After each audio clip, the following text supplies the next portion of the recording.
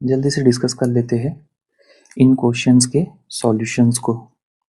So first question में Henry's law पूछ रहा है।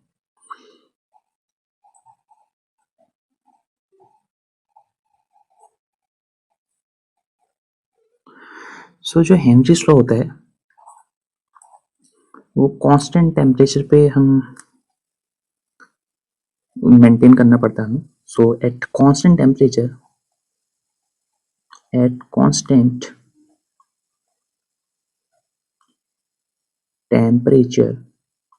सो हेनरीज लॉ क्या कहता है कि अगर जो टेम्परेचर है वो कांस्टेंट होगा then the partial pressure of gas in vapor phase is directly proportional to the mole fraction of gas in the solution. ठीक है, so here this small p is the partial pressure of gas which is directly proportional to the mole fraction of gas in the solution. Further हम अगर proportionality का sign हटाएंगे तो एक constant of proportionality लगेगा। सो P become equals to the product of KH and mole fraction. We all know here this KH is Henry's constant.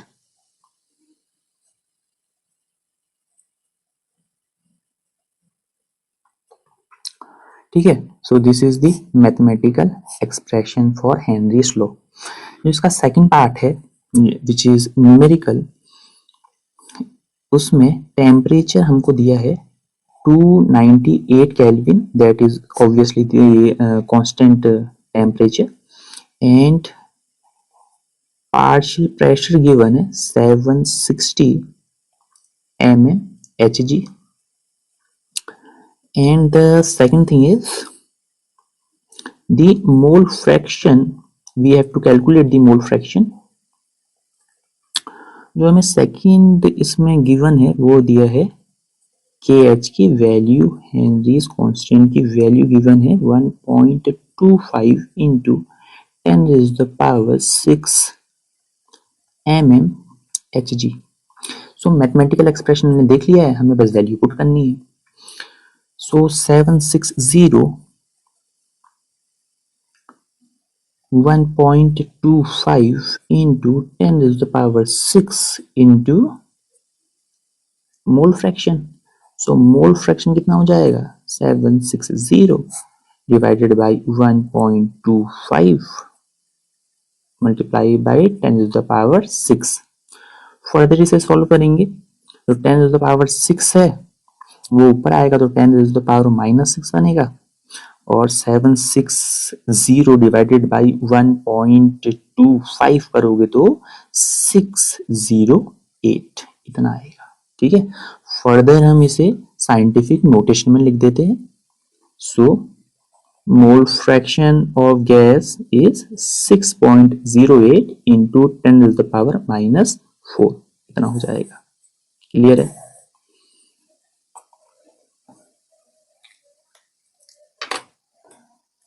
अब देख लेते हैं सॉल्यूशन ऑफ क्वेश्चन 2,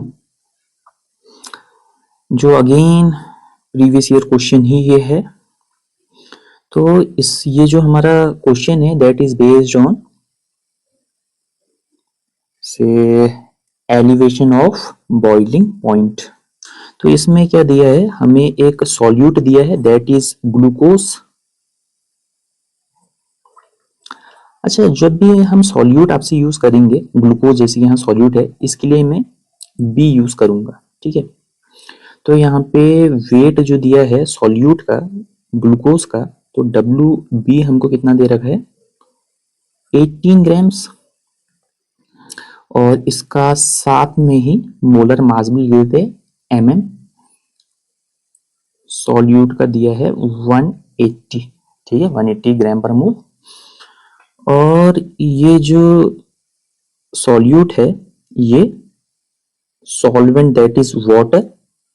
ठीक है, वाटर दैट इज सॉल्वेंट, इसको ए से डिनोट करेंगे। ठीक है, तो WA, तो वेट ऑफ सॉल्वेंट है 1 kg और वी कैन से 1000 grams.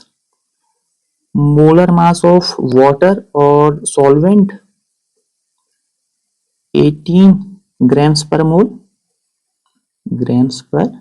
मोल, ठीक है।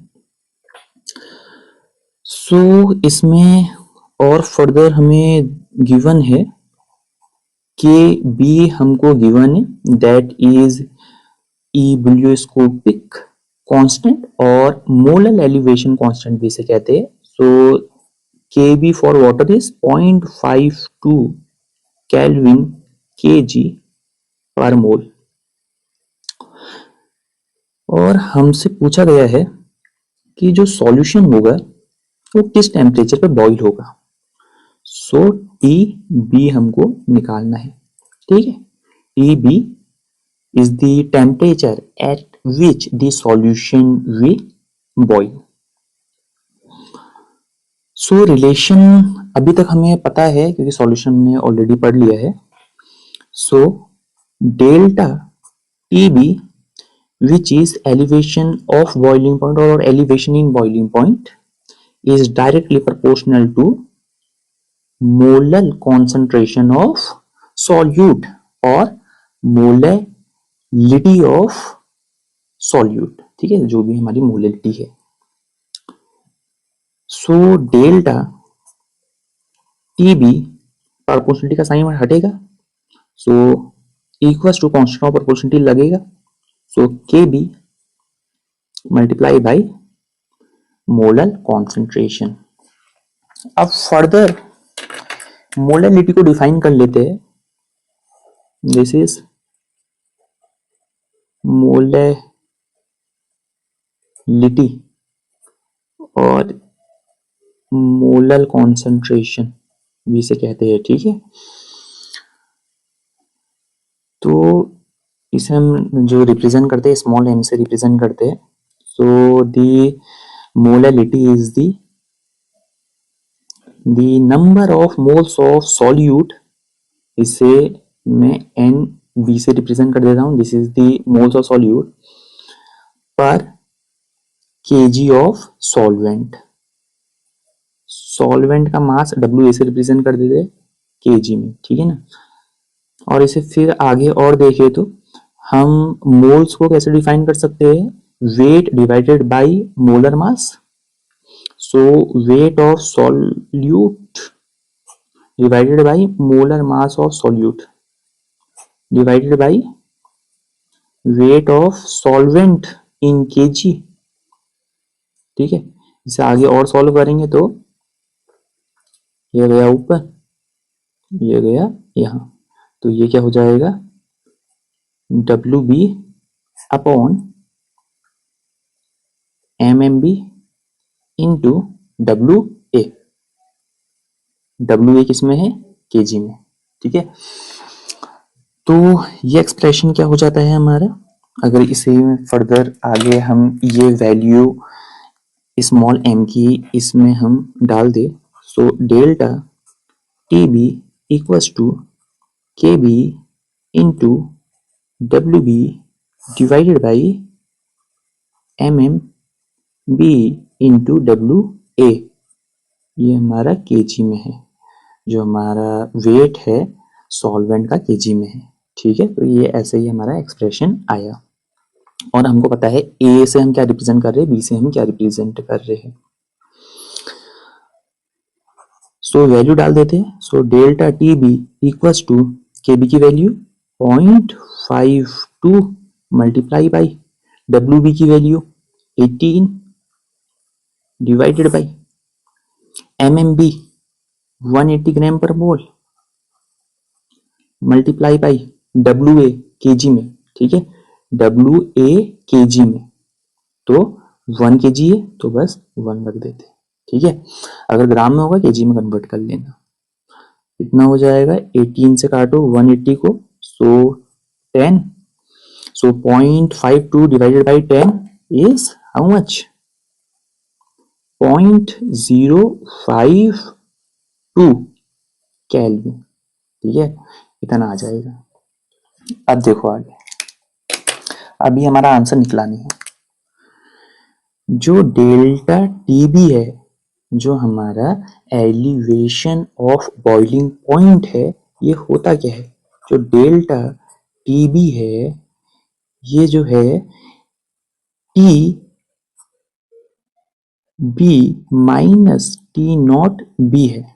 अब ये जो इसमें टर्म है, ये थोड़ा समझने की जरूरत है। ठीक है, देखो अगर कभी भी हम प्योर सॉल्वेंट में सॉल्यूट मिलाते हैं तो बॉइलिंग पॉइंट राइज करता है, इंक्रीज करता है बॉइलिंग पॉइंट। कभी भी हम प्योर सॉल्वेंट में अगर सॉल्यूट मिलाए तो, या इम्प्यूरिटी मिलाए, सॉल्यूट को तुम यहाँ इम्प्यूरिटी समझ लो। ठीक है, अब इम्प्यूरिटी का जैसे कि अगर हम वाटर में शुगर मिला दे, यूरिया मिला दे, या टेबल सॉल्ट मिला दे, ठीक है, तो इन सब का क्या हो जाएगा, जो सॉल्यूशन बनेगा वो आप ज़्यादा टेम्परेचर पे बॉईल होना स्टार्ट होगा।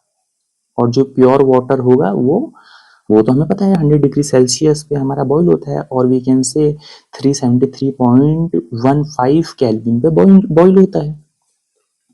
तो बड़े से छोटा माइनस कर रहे हैं। ठीक है, बॉइलिंग पॉइंट ऑफ सॉल्यूशन से हमेशा माइनस करना पड़ेगा आपको boiling point of pure water.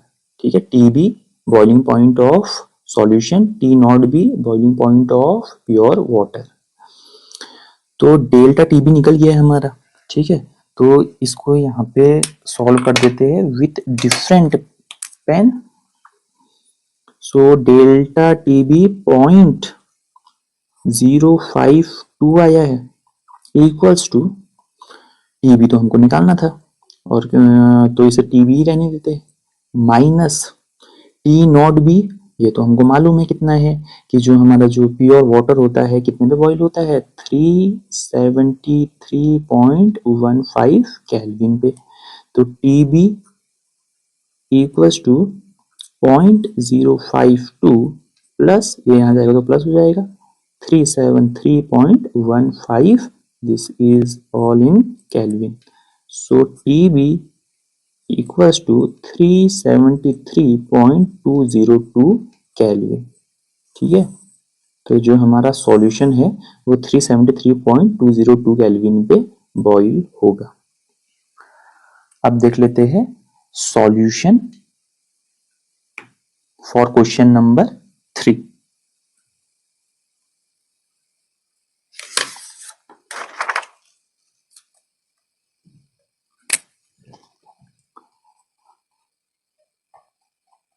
तो सॉल्यूशन थर्ड में पूछ रहा है कि अगर 0.1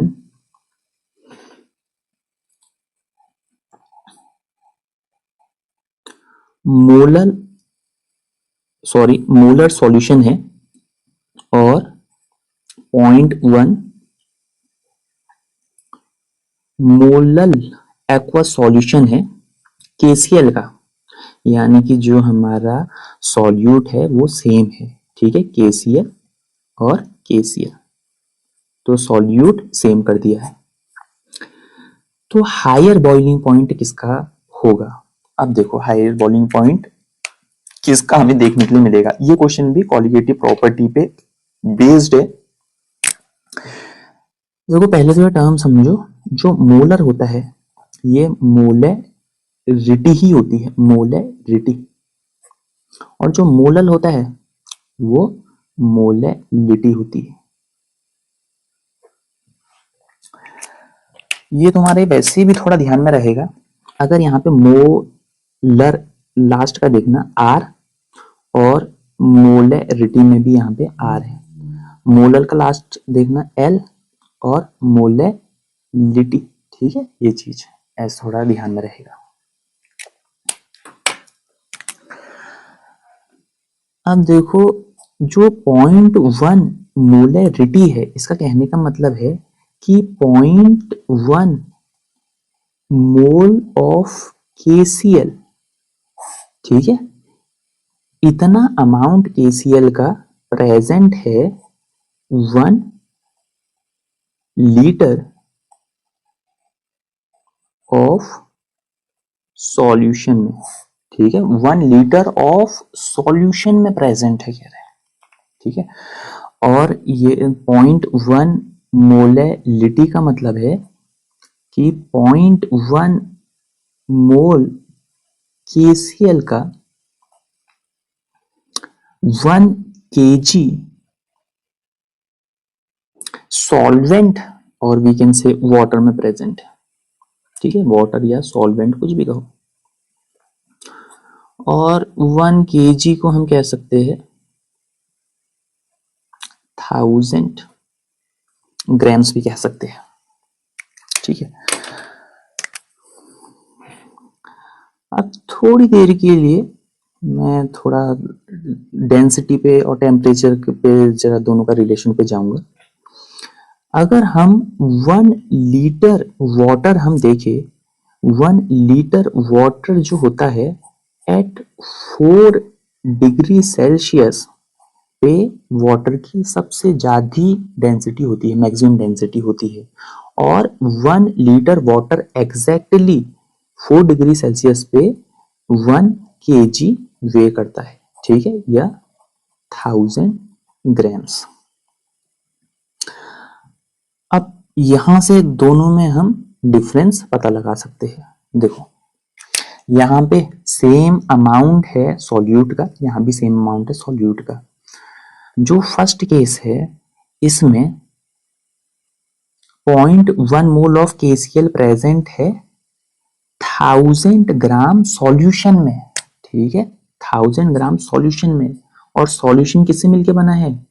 सॉल्यूट से, यानी कि KCl से और सॉल्वेंट से। तो जो सॉल्वेंट है, जो वाटर है, ऑब्वियसली बात है कि उसका जो अमाउंट होगा वो 1000 ग्राम से तो कम ही होने वाला है, या 1 kg से तो कम ही होने वाला है वाटर। क्यों? क्योंकि उसमें थोड़ा तो सॉल्यूट भी होगा, ऑब्वियसली बात है, सॉल्यूशन को दो चीज मिलके बनाती है। सो यहाँ पे जो हमारा सॉल्वेंट है it is less than 1000 grams. लेकिन यहाँ पे तो जो हमारा सॉल्वेंट है उसका अमाउंट फिक्स है, ठीक है, क्योंकि number of moles of solute in 1000 ग्राम और 1 kg ऑफ सॉल्वेंट कह रहे हैं। तो यहाँ तो हमारा क्या है, ये चीज कांस्टेंट है, सेम रख रखी है, तो यहाँ ये इफेक्ट नहीं करेगी। यहाँ पे जो हमारा सॉल्वेंट है वो 1000 ग्राम्स ही होगा, बट फर्स्ट केस में हमारा 1000 ग्राम से कम होगा। अब यहाँ पे जो फर्स्ट केस है जिसमें 0.1 मोलर कॉन्सेंट्रेशन दे रहा है, तो इसमें जो सॉल्वेंट होगा, सॉल्वेंट का कॉन्सेंट्रेशन कम है, ऑब्वियस सी बात है। और यहाँ पे सॉल्वेंट क्या है, सॉल्वेंट का कॉन्सेंट्रेशन ज्यादा होगा। और अमाउंट जो है सॉल्यूट का वो तो बराबर है।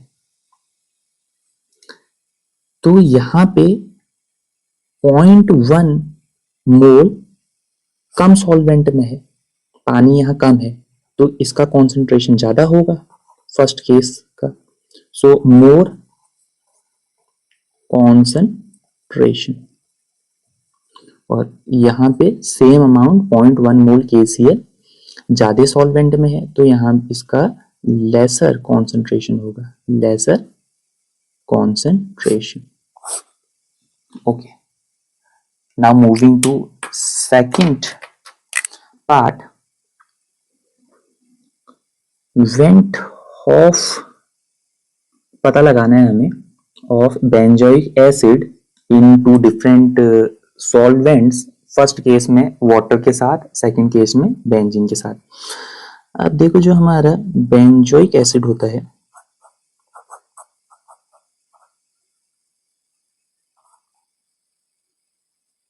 सॉरी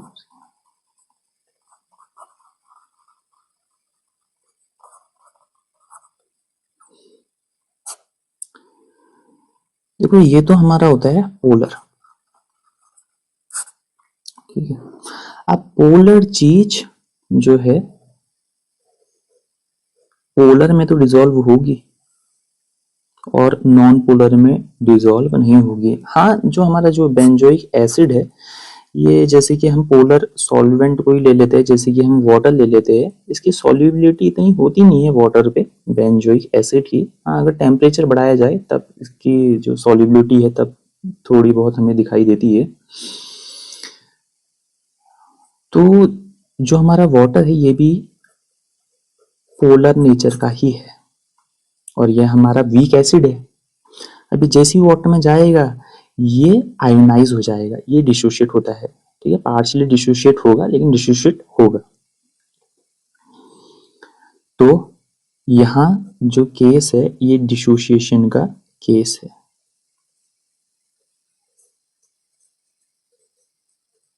ओके, ये है डिसोसिएशन का केस।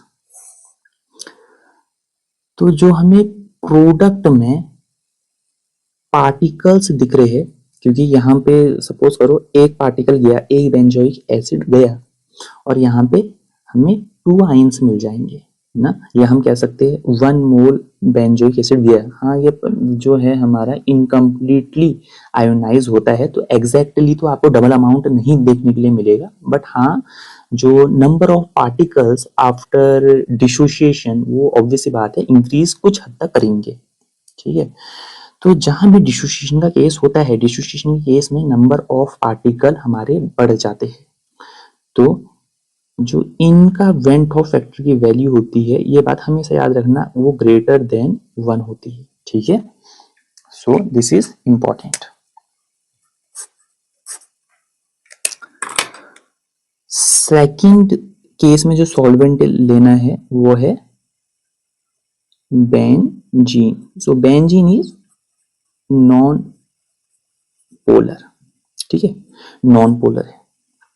अब नॉन पोलर में ये डिसॉल्व तो होगा नहीं, ना आयोनाइज हो सकता है, तो ये क्या करता है, एसोसिएट कर जाता है, डाइमराइजेशन प्रोसेस फॉर्म कर देता है। ठीक है, डाइमर फॉर्म कर देता है, आपस में चिपक जाता है।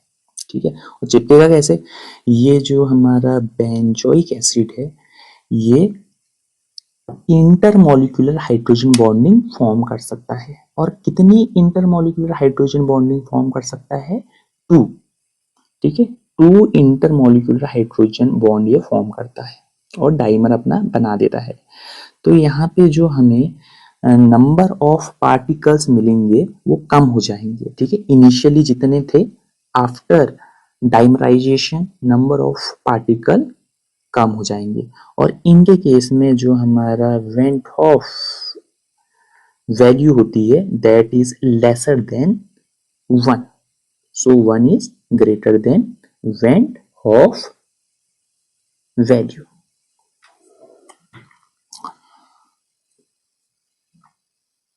सो यहां लिख देते हैं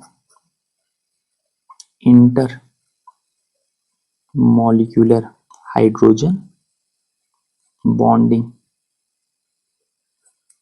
और कितनी फॉर्म करता है, 2 कर सकता है। ठीक है,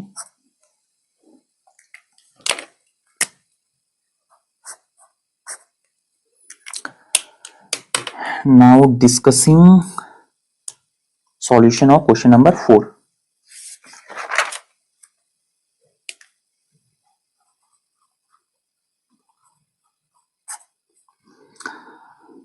सो इसमें पूछा गया है, ओके,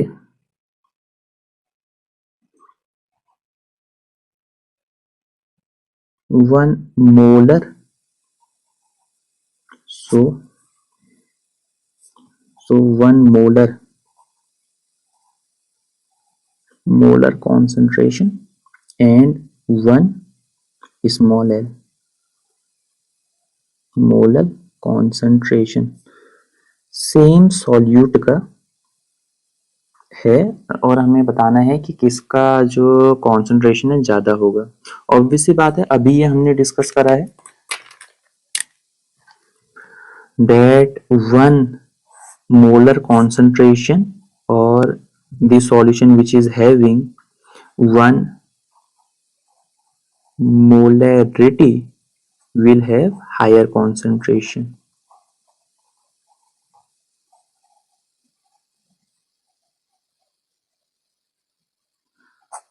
क्यों?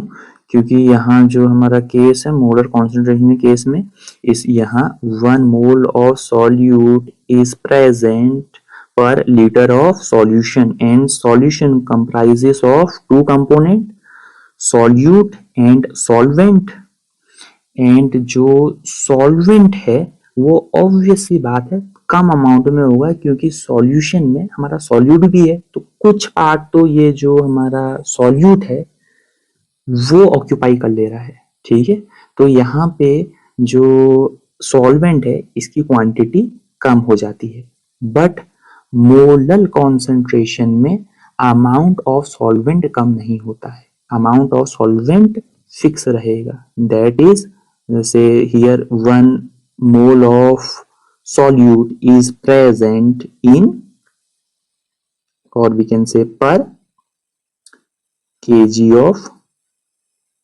solvent। ठीक है, यहाँ सॉल्वेंट का अमाउंट ज्यादा है, यहाँ सॉल्वेंट का अमाउंट कम है, तो हायर कॉन्सेंट्रेशन जहां सॉल्वेंट का अमाउंट कम होगा वहां हायर कॉन्सेंट्रेशन होगा। सो लास्ट क्वेश्चन डिस्कस कर लेते हैं। सॉल्यूशन 5th, तो सॉल्यूशन 5 देख रहे हैं। सो 10% मास बाय मास सुक्रोज का ये कोई क्वेश्चन में बताया है C12H22O11 और सेम टाइम पे हमें गिवन है that the solution, I think the solution ही दिया है, okay, freezing point, okay, solution का दिया है। so the freezing point of solution is 269.15 kelvin. तो हमसे पूछा यह गया है कि 10% मास बाय मास ग्लूकोज का बताओ। ओके ठीक है, बाकी चीज कॉमन सी जो हमेशा गिवन होता है क्वेश्चन में वो चीज गिवन है। देखो यहाँ 10% मास बाय मास का मतलब क्या है, अगर यूनिट ऑफ कॉन्सेंट्रेशन आपने देखी हो तो कभी भी अगर मास बाय मास में कुछ चीज हमें दी जाती है तो यहाँ 10% में हम क्या कह लेते हैं कि जो हमारा 10 ग्राम्स है हम यहाँ टोटल 100 ग्राम का सॉल्यूशन ले लेते हैं जिसमें 10 ग्राम सॉल्यूट होता है। ठीक है, तो यहाँ क्या है सुक्रोज है, तो यहाँ पे ले लेते हैं WB weight of sucrose. WB कितना हो गया 10 grams. Molar mass of sucrose 342 gram per mole.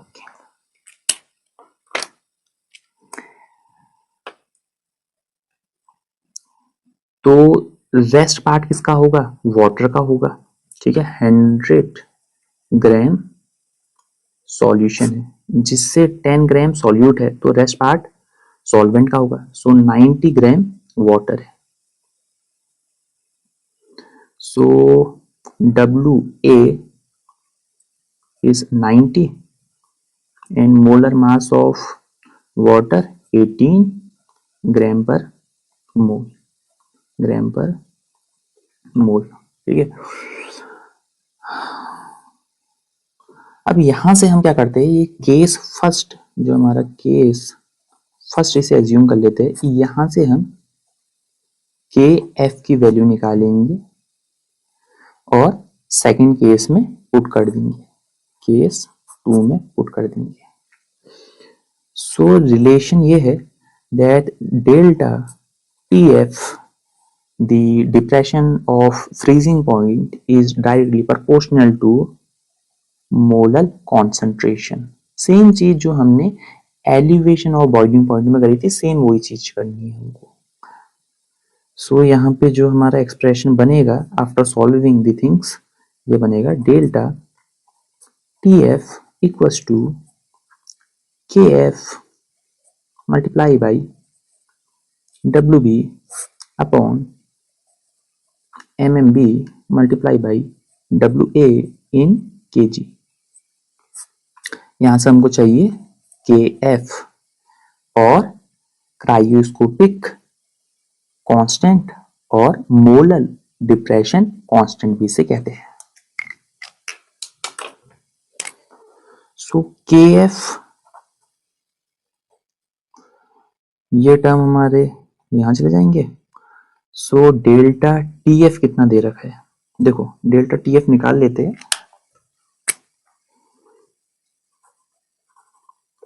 Delta TF देखो, जैसे हमने बॉइलिंग पॉइंट की बात कही थी, अगर हम सॉल्यूट या इम्प्योरिटी प्योर वाटर में मिलाते हैं तो बॉइलिंग पॉइंट इंक्रीज करता है, फ्रीजिंग पॉइंट के साथ अपोजिट होता है।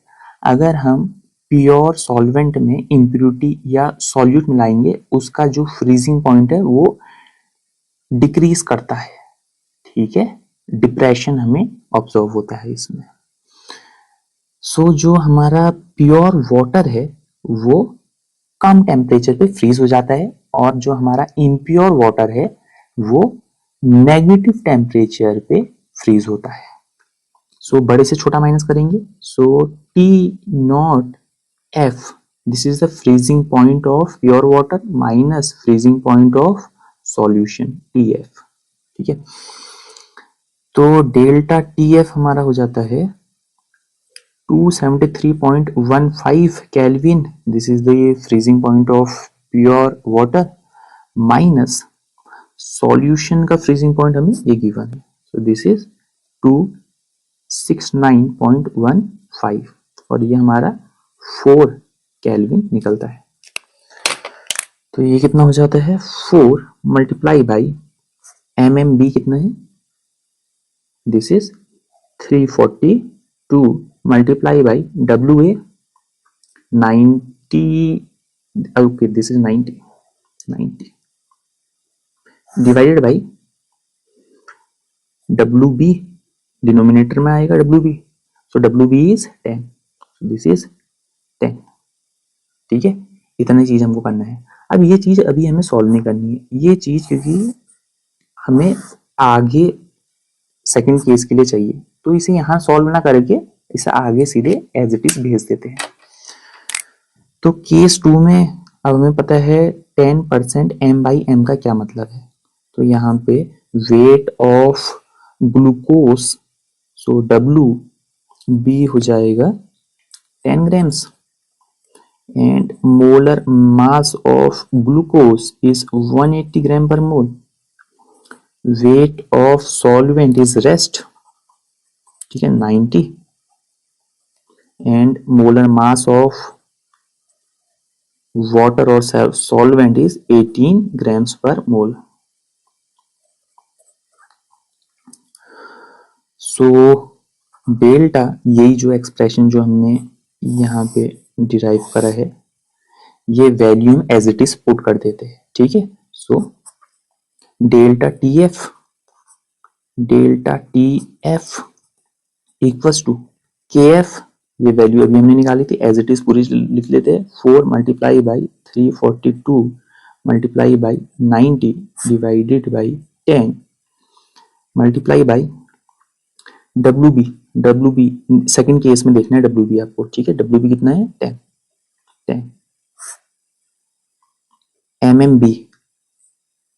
MMB is 180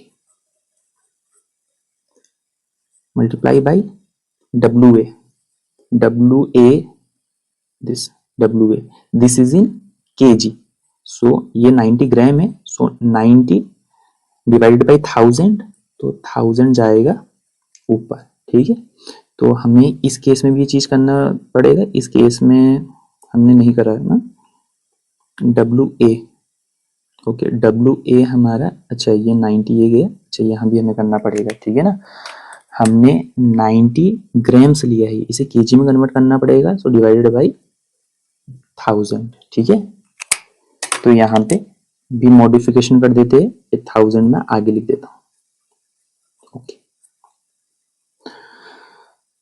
ओके बाकी हमने वैल्यू सब डाल दी है, ठीक है। अब देखो कितना सिंपल हो जाएगा, जो चीज कट रही है काट लेंगे, 90 से 90 कटा, एंड 1000 से 1000, 10 से 10, एंड 4 से 180 काट दो, 4 एंड 5, तो हम पे क्या बचा 342 डिवाइडेड बाई 45, ठीक है। सो डेल्टा टी एफ इसकी वैल्यू आ जाएगी 7.6 केल्विन। लेकिन अभी अगेन हमारा जो सॉल्यूशन, जो हमारा आंसर आना था वो अभी नहीं आया है, क्योंकि हमसे पूछा क्या गया है, क्वेश्चन में पूछा गया है हमसे कैलकुलेट द फ्रीजिंग पॉइंट, अच्छा, और सॉल्यूशन।